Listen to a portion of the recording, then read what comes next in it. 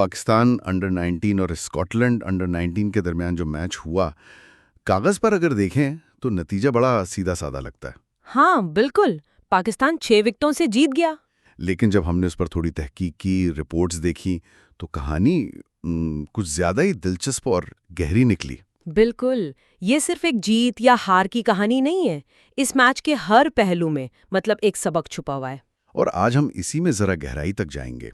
हमारा मकसद सिर्फ ये बताना नहीं है कि क्या हुआ, बल्कि ये समझना है कि ऐसा क्यों हुआ। असल सवाल ये है कि क्या ये मैच पाकिस्तान की जबरदस्त तैयारी का सबूत था, या फिर ये स्कॉटलैंड के हाथ से निकला हुआ एक सुनहरी मौका था? बिल्कुल यही सवाल है। और मेरे ख्याल में जवाब इन दोनों के दरमियान कहीं छुपा है। तो फिर शुरुआत करते हैं स्कॉटलैंड की इनिंग से। टीम ने 48.1 ओवर्स में 187 रन्स बनाए और आउट हो गई। ये एक ऐसा स्कोर है जो मतलब ना बहुत बड़ा है ना बहुत छोटा। जी, एक दरमियाना सा टोटल। तो ये स्कोर बना कैसे? इसके पीछे की कहानी क्या है? देखें, अगर आप स्कोर कार्ड को देखें तो एक पैटर्न नजर आता है। कप्तान थॉमस नाइट ने 37 बनाए, फिनले जोन्स ने 33, ओली जोन्स ने 30 और मनु सरस्वात ने 25। सबने थोड़ा थोड़ा कंट्रीब्यूट किया। हाँ, ये सब कारामद शराकतें हैं, जैसा कि हमारे जराए बताते हैं। लेकिन यहाँ एक दिलचस्प नफसियाती पहलू है। क्रिकेट में 25 से 40 रन्स का जो स्कोर होता है ना, वो एक जाल की तरह होता है। जाल? वो कैसे? देखें, बल्लेबाज को लगता है कि वो सेट हो गया है, उसकी आंखें जम गई हैं और अब वो बड़ा स्कोर कर सकता है। अच्छा। लेकिन हकीकत में यही वो मरहला होता है जहां आप कह लें कि थोड़ी सी थकावट या तवज्जो में मामूली सी कमी की वजह से विकेट गिरने का खतरा सबसे ज्यादा होता है। तो आप अपना नेचुरल गेम थोड़ा बदलते हैं और आउट हो जाते हैं? बिल्कुल, आप एक ऐसा शॉट खेलते हैं जो आपको नहीं खेलना चाहिए और बस काम तमाम। स्कॉटलैंड के चारों अहम बल्लेबाज इसी जाल में फंस गए। उन्होंने एक अच्छी बुनियाद तो रखी, लेकिन कोई भी उस पर एक बड़ी मैच जितवाने वाली इमारत खड़ी नहीं कर सका। ये तो बहुत दिलचस्प नुक्ता है। यानी मसला सलाहियत का नहीं, बल्कि उस आगाज को एक बड़ी इनिंग्स में बदलने की टेम्परामेंट का था। तो ये जाल बिछाया किसने था? पाकिस्तानी बॉलर्स की बात करते हैं। जी, मैंने नोट्स में देखा कि इनिंग्स में 15 इजाफी रन्स दिए गए, जिनमें 13 वाइड्स शामिल थीं। पहली नजर में तो ये बहुत डिसिप्लिन की कमी लगती है। हाँ, पहली नज़र में ऐसा ही लगता है। 13 वाइड्स देखकर कोई भी कहेगा कि बॉलर्स का अपनी लाइन और लेंथ पर काबू नहीं है। लेकिन अगर हम इसे अंडर 19 क्रिकेट की हिकमत अमली के तौर पर देखें तो तस्वीर थोड़ी मुख्तलिफ नजर आती है। अच्छा, क्या मतलब है आपका? इस सतह पर ये एक हाई रिस्क हाई रिवॉर्ड यानी ज्यादा खतरे और ज्यादा इनाम वाली हिकमत अमली भी हो सकती है। मतलब आप जानबूझकर वाइड फेंक रहे हैं? जानबूझकर नहीं, लेकिन आप बल्लेबाज को मुसलसल ऑफ स्टंप के बाहर की गेंदों से ललचाते हैं। आप उसे ड्राइव करने पर मजबूर करती है, इस उम्मीद पर कि वो गलती करेगा और गेंद एज लेकर स्लिप में चली जाएगी। और उस कोशिश में कुछ गेंदें वाइड हो जाती हैं। बिल्कुल, लेकिन अगर आपको एक सेट बल्लेबाज की विकेट मिल जाए तो ये सौदा महंगा नहीं। अली रजा और मोमिन कमर दोनों ने 3-3 विकेटें हासिल की, जबकि अब्दुल सुबहान ने 2। उन्होंने स्कॉटलैंड पर मुसलसल दबाव बनाए रखा। तो ये डिसिप्लिन की कमी से ज्यादा एक जारहाना सोच थी। वो कुछ रन्स देने को तैयार थे ताकि विकेटें ले सकें। और पाकिस्तान का टॉस जीतकर पहले बॉलिंग करने का फैसला भी बहुत अहम साबित हुआ। बिल्कुल, वो एक मास्टर स्ट्रोक था। उन्होंने सुबह की नमी और पिच की थोड़ी बहुत मदद का भरपूर फायदा उठाया। इस फैसले ने शुरू से ही मैच का रुख पाकिस्तान की तरफ मोड़ दिया और स्कॉटलैंड को दिफाई पोजीशन में धकेल दिया, जहां से वो कभी पूरी तरह निकल ही नहीं पाए। तो अगर हम अपने मरकजी सवाल पर वापस आएं, तो स्कॉटलैंड की इनिंग्स का तजिया पाकिस्तान की ताकत की तरफ ज्यादा इशारा कर रहा है। हाँ, अब तक तो यही लगता है। उनकी हिकमत अमली वाज़े थी।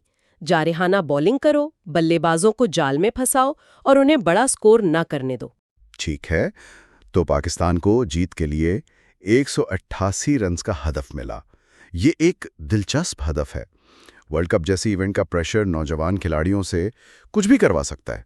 बिल्कुल। पाकिस्तान के ड्रेसिंग रूम में क्या सोच चल रही होगी जब वो मैदान में उतरे? उनकी बैटिंग देखकर तो लगा कि ड्रेसिंग रूम में पैगाम बहुत वाज़ेह था, घबराना नहीं है।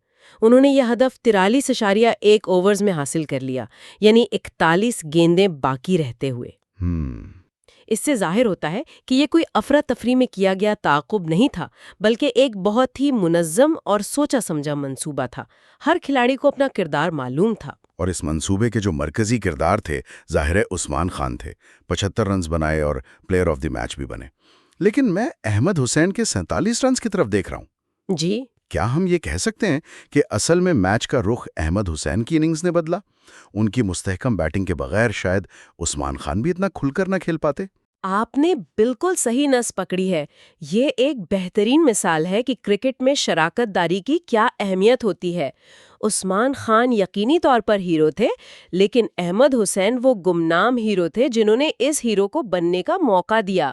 اچھا، انہوں نے ایک طرف سے وکٹ کو روکے رکھا، سکور بورڈ کو چلاتے رہے اور سارا دباؤ اپنے اوپر لے لیا۔ تو یہ ویسی بات ہوئی کہ جیسے ایک شخص گاڑی چلا رہا ہو اور دوسرا نقشہ دیکھ کر راستہ بتا رہا ہو۔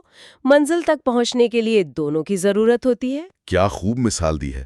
احمد حسین راستہ بتا رہے تھے اور عثمان خان گاڑی چلا رہے تھے۔ بالکل، اور جب ان دونوں نے اسکاٹ لینڈ کو میچ سے تقریباً باہر کر دیا تو باقی کا کام سمیر منہاس اور علی حسن بلوچ کے لیے بہت آسان ہو گیا تھا۔ یہ ایک مکمل ٹیم کی کوشش تھی۔ تو پاکستان کی بیٹنگ میں ہمیں وہ چیز نظر آئی جو اسکاٹ لینڈ کی بیٹنگ میں نہیں تھی، ایک بڑی میچ فیصلہ کن شراکت۔ جی، ایک ایسی پارٹنرشپ جو مخالف ٹیم کی امیدوں پر پانی پھیر دے۔ بالکل۔ اور یہ ہمیں واپس ہمارے بنیادی سوال پر لے آتا ہے۔ یہ انڈر 19 سطح پر پاکستان جیسی ٹیموں کے سٹرکچر اور اسکاٹ لینڈ جیسی ایسوسیٹ ٹیموں کے درمیان فرق کو واضح کرتا ہے۔ پاکستان کے پاس ایسے کھلاڑی ہیں جو اپنا کردار جانتے ہیں اور دباؤ میں اسے نبھانا بھی جانتے ہیں۔ دوسری طرف اسکاٹ لینڈ نے اجتماعی طور پر ہمت تو دکھائی، لیکن ان کے پاس وہ ایک کھلاڑی نہیں تھا جو اکیلے ہی میچ کا پاسا پلٹ سکے۔ ٹھیک ہے، تو اب ان تمام ٹکڑوں کو جوڑتے ہیں۔ اسکاٹ لینڈ کی پرومسنگ لیکن نامکمل بیٹنگ، پاکستان کی جارحانہ مگر کامیاب بولنگ، اور پھر پاکستان کا ایک منظم تعاقب۔ جی، اس سب کا حتمی نتیجہ کیا ہے؟ یہ پاکستان کی طاقت تھی یا اسکاٹ لینڈ کی کمزوری؟ اگر ہم تمام نکات کو دیکھیں تو 3 بڑی باتیں سامنے آتی ہیں۔ پہلی بات، پاکستان کا ٹاس جیت کر بولنگ کا فیصلہ صرف قسمت نہیں تھی، بلکہ یہ ان کی کھیل کو سمجھنے کی گہری صلاحیت کا ثبوت تھا۔ صحیح۔ انہوں نے حالات کو پڑھا اور ایک ایسی حکمت عملی بنائی جس نے انہیں شروع سے ہی کنٹرول دے دیا۔ یہ واضح طور پر پاکستان کی طاقت کو ظاہر کرتا ہے۔ اور دوسرا نقطہ اسکاٹ لینڈ کی بیٹنگ سے متعلق ہے۔ ان کے مڈل آرڈر نے مزاحمت تو دکھائی، لیکن ان میں بڑے ہٹس لگانے یا رنز کی رفتار کو تیزی سے بڑھانے کی صلاحیت کی کمی تھی۔ اچھا، مطلب وہ آخر میں ایکسلریٹ نہیں کر پائے۔ بالکل، وہ 25-30 اوورز تک میچ میں تھے، لیکن آخری 20 اوورز میں وہ رفتار نہیں پکڑ سکے جو ایک بڑا سکور بنانے کے لیے ضروری ہوتی ہے۔ یہ ان کی حکمت عملی کی ایک کمزوری کہی جا سکتی ہے۔ تو پہلا نقطہ پاکستان کی اسٹریٹجک برتری اور دوسرا اسکاٹ لینڈ کی فنشنگ لائن پار نہ کر پانے کی کمزوری، اور تیسرا نقطہ یقیناً پاکستان کی بیٹنگ کے بارے میں ہوگا۔ جی ہاں، تیسرا اور سب سے اہم نقطہ پاکستان کے بلے بازوں کا ٹیمپرامنٹ تھا۔ انہوں نے ہدف کا تعاقب کرتے ہوئے کوئی گھبراہٹ نہیں دکھائی۔ عثمان خان اور احمد حسین کی شراکت نے یہ ثابت کیا کہ ان کے پاس نہ صرف ٹیلنٹ ہے بلکہ دباؤ کو برداشت کرنے اور منصوبہ بندی کے تحت کھیلنے کی ذہنی پختگی بھی ہے۔ تو خلاصہ یہ ہے کہ اگرچہ اسکاٹ لینڈ نے ہمت دکھائی، لیکن یہ میچ پاکستان نے اپنی بہتر منصوبہ بندی، زیادہ پختہ ٹیمپرامنٹ اور انفرادی کھلاڑیوں کی میچ جتوانے کی صلاحیت کی بنا پر جیتا۔ بالکل۔ اصل کہانی 6 وکٹوں کی جیت نہیں، بلکہ میچ جیتنے کی جو جبلت ہوتی ہے اس کا فرق ہے۔ آپ نے بالکل درست خلاصہ کیا ہے، لیکن یہ سب کچھ ہمیں ایک آخری اور بہت ہی دلچسپ سوال پر چھوڑ جاتا ہے۔ وہ کیا ہے؟ اس میچ کو ایک لمحے کے لیے بھول جائیں۔ اگر آپ اسکاٹ لینڈ جیسی کسی ایسوسیٹ ٹیم کے کوچ ہیں تو آپ اس نتیجے سے کیا سیکھتی ہیں؟ دلچسپ سوال ہے۔ آپ کے پاس لڑنے والے کھلاڑی ہیں، آپ کے بلے باز اچھی شروعات کر رہے ہیں، آپ کی ٹیمیں اکثر میچوں میں قریب آتی ہیں، تو وہ کون سی ایک چیز ہے جس کی انہیں سب سے زیادہ ضرورت ہے تاکہ وہ ان عزت مندانہ شکستوں کو یادگار جیتوں میں بدل سکیں؟